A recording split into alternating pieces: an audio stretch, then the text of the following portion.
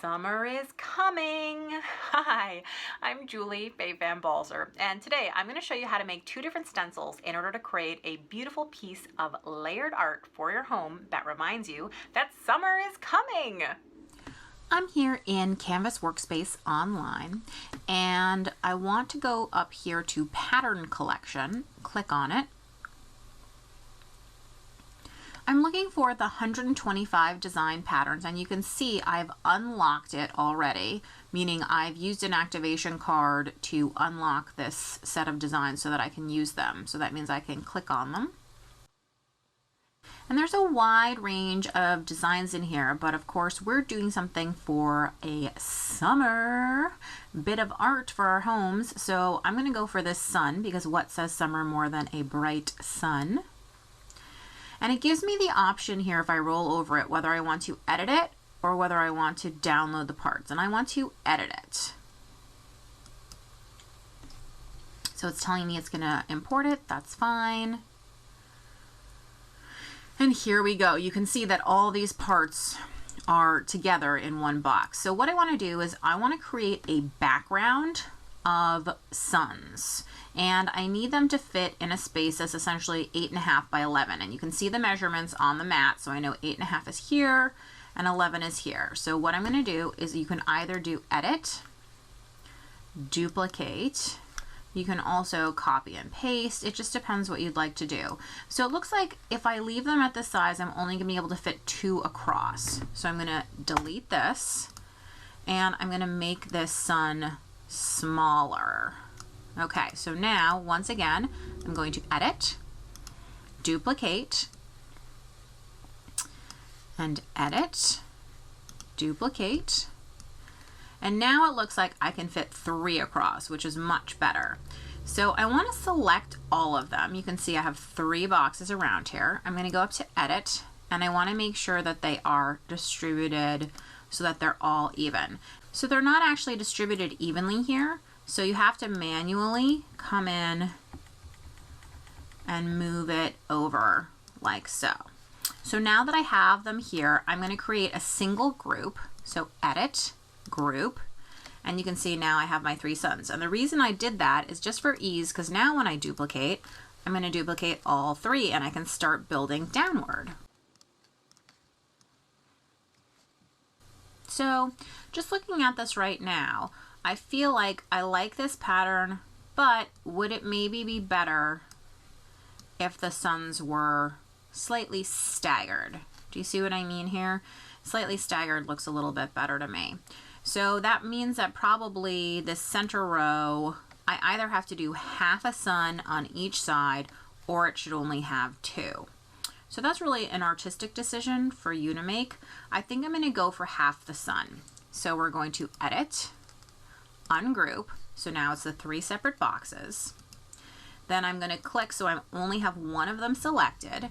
I'm going to choose a basic shape like a square, and I'm going to resize it a little bit just so it's easier to handle, but it still needs to be bigger than this. Now let me zoom in. What I want to do, and I'm using the arrow keys on my keyboard, is I want to make it so that it completely, can you see how it bisects the points on that sun? So that tells me that it's hitting the center section. So now when I select both of these items, I should be able to go up to the edit menu and I want to use divide. So now I should be able to pull away and delete just by hitting the delete key, that. But I should also now be able to grab a hold of half of it and pull it away. Perfect. So I'm going to go ahead now and say group. And then I want to do the same thing on this side, which is with these pieces, I want to group them as well. So I'm just grouping them right here. Oops, and see how I accidentally caught this top part? If you do that, just press shift and click on it and it will unselect that part. So then I can say edit and group. And now you can see I have the other half. So let's zoom out again. And now I can move this half a sun into place here. So I'm going to select all of them across, edit, make sure that they're aligned. It looks like these are closer. I can see that because of the gap here. So I'm going to click, and I'm just going to move this over by using the arrow keys. And now when I select all 4 of these, that looks right. So now I can say edit, group, okay, and now I have a stagger. So now if I duplicate this one, duplicate, you can see that it works right in here. And then I want to duplicate the one that's just 3.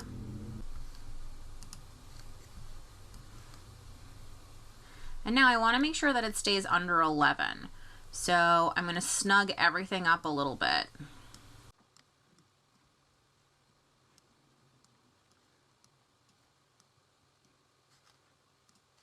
So you can see a little bit better here. I'm going to select the 3 by holding the Shift key. All the ones that are 3s, say edit and vertical align. So now I know those are in alignment. And then I'm going to select the 2 rows that are 4s, holding the Shift key, and say edit, align. So now I know that those are aligned. Everything is fitting within the 8.5 by 11, which is great. I can select all the parts and group them. If I'm worried that it's still a little bit on the big side, I can, now that it's all grouped as one, make it even smaller. So now it's coming in a little bit closer to almost like 8 by 10. Totally up to you how you want to do it, okay? There you go. So now we have our very first stencil created. So I'm going to go up here and change the name to Sun Stencil Background. Hit return, and this is the button to save it. So it tells me that it's complete. I also want to download and send it to my machine to cut. So I'm going to hit download and ScanNCut transfer. So now that that transfer is ready, we can cut it, and then we can make our next stencil. I'm here at the ScanNCut, and I'm going to choose Retrieve Data, Wireless, and there is my file. So I have a piece of 8.5 by 11 cardstock on my paper, and so all I need to do is say OK, select Cut, and start, because the auto blade is going to do the work.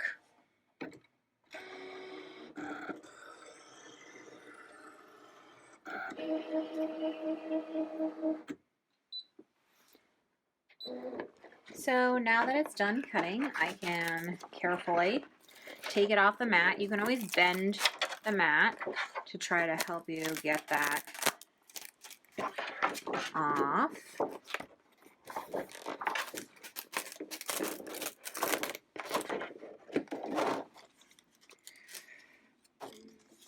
And you can see here is my fantastic stencil, and now we're ready to cut out our next stencil. For our second stencil, I want to be able to use the fonts that are on my computer. So I'm here in Canvas Workspace for Mac because it will read all of the TTF fonts that are on my computer. So I'm going straight toward text, and I'm going to click, and I'm going to type the word summer. And then I can choose over here, if I go up to the properties panel, the font that I want.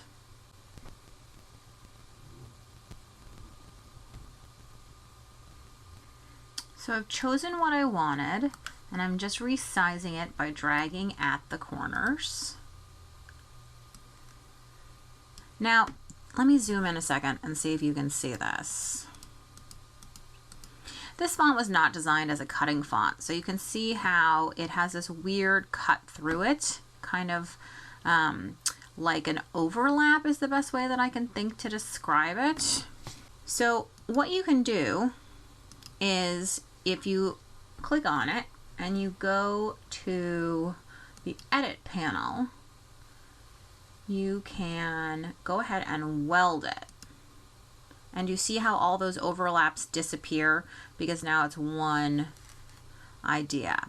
So this is going to be a stencil, meaning it's going to be all cut out. So I'm going to lose the centers of these letters if I don't do something about it.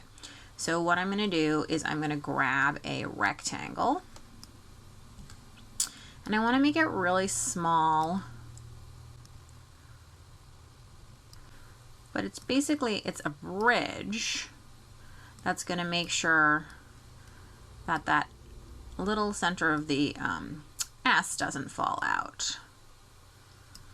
So it looks like I need to make it even narrower. And I'm going to go ahead and duplicate that by holding the Option key on my Mac and dragging it, because I want to do the same thing here for the E. Okay, so once I have that, I want to go ahead and remove the overlap.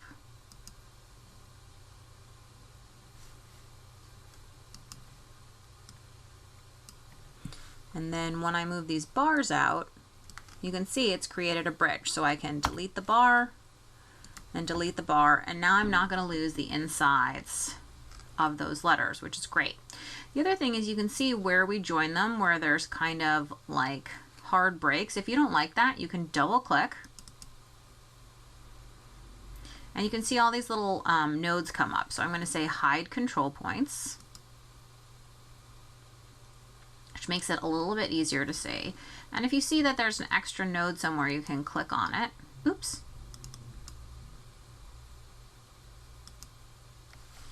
And hit the minus.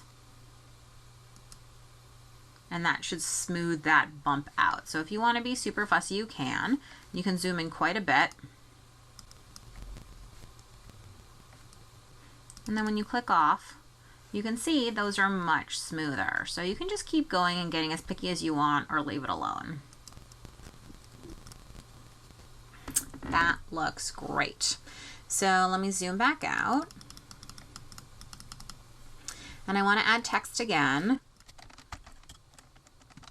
And again, I'm going to use a properties panel to pick my font. And you can see that this is actually a stencil font that I've chosen here, right? And one more line of text. So I want to select all of these and make sure that they are aligned. So I'm going to Edit, Center Align them. Looks great. I'm not sure I like the font on this one, so if I can change that again in the Properties panel. Now, I don't have to do any of the bridges for these letters because they already have bridges built in, but for the A here, if I want to keep that inside, I'm going to have to. So let me zoom in again to show you that.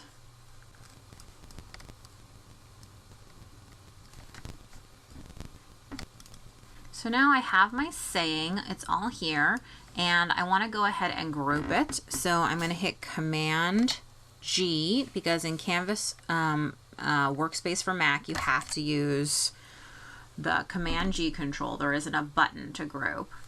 So summer is a state of mind. Here it is. And I'm going to go into the Properties panel, or actually into the Edit panel, because I want to make sure that it's less than 8.5 inches wide, which it is.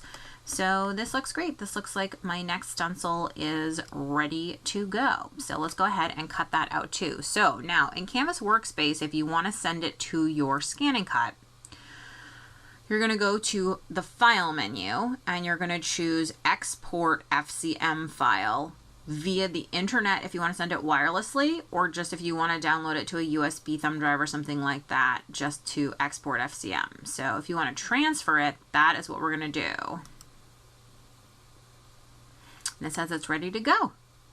Once again, I have a piece of white cardstock loaded into my machine, and I'm going to choose Retrieve Data and go ahead and grab that file. There it is. I've decided I want to make it a little bit smaller, so I'm going to go ahead and use the Edit button, Object Edit, Resize, and make it about an inch smaller, so somewhere around 7.37 is apparently where it ended up, which is fine. Then I'm just going to slide it over so that it will fit nicely onto my piece of paper. Say, actually I might drag it so that's a little bit lower. Say okay, okay again, still okay. Let's select cut. And again, let the auto blade do the work.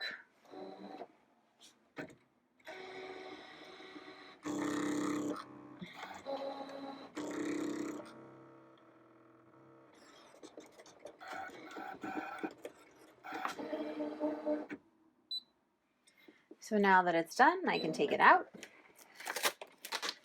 And because we did all of those bridges and took all the time to do that, you should see that the text should all, there you go. You can see how the bridges made sure that the A didn't fall out, the S didn't fall out, all that kind of stuff. And then the bridges that were in this font kept all these pieces in. So now our second stencil is ready. I'm working on a gelatin plate. I'm going to go ahead and put some acrylic paint out onto the plate and use a rubber brayer to spread it across the plate. I'm going to clean my brayer onto a piece of paper. Then I'm going to take the stencil that we made and place it onto the gelatin plate. Then I'm going to take a clean piece of paper and press it on top. I'm using the pressure of my fingers to make sure that I'm pressing very hard. I'm using this hand to hold everything in place. And before I lift up the whole thing, I can peel back a corner to check. Oh, the print looks great. But if it didn't, you could put it back down and keep rubbing. So I'm going to go ahead and pull this off. And you can see our awesome print here. Now I got a little green splotch here because I work with a dirty plate. If you have a clean plate, that won't happen to you, but I don't mind it. I think it adds character. So now we're ready for the next layer. So I'm going to carefully peel the stencil off. You can see there's paint all over the back of it. I can use a piece of paper to clean up any excess paint that may be on the plate. And now I'm ready for the next layer. So I'm actually going to put down a layer of blue, but I don't need to cover the whole plate because if you'll recall, our next stencil is sort of in a little strip. So I just need to make sure that there's blue paint in a strip. And again, I'm going to clean off my brayer. The other thing is things print backwards on a gelatin plate, so you want to make sure that you take this text and flip it over.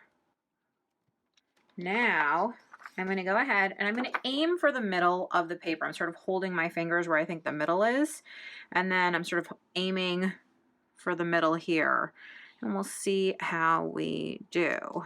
And again, same process. I'm going to rub. And you can pull it back and check. Looks good. So I'm going to go ahead and pull it off. So you can see there is one of my layers. So I'm going to pull off the stencil carefully, carefully, carefully. And you can see again, it's covered in paint. And I'm going to use my paper to clean off any excess that's on here. Now this is really cute exactly as it is, but if you want, and I do, you can actually add the same saying here and here, maybe in a different color. So I thought for this one I'd go for a warm color. So I'm going to go ahead and use some orange acrylic paint.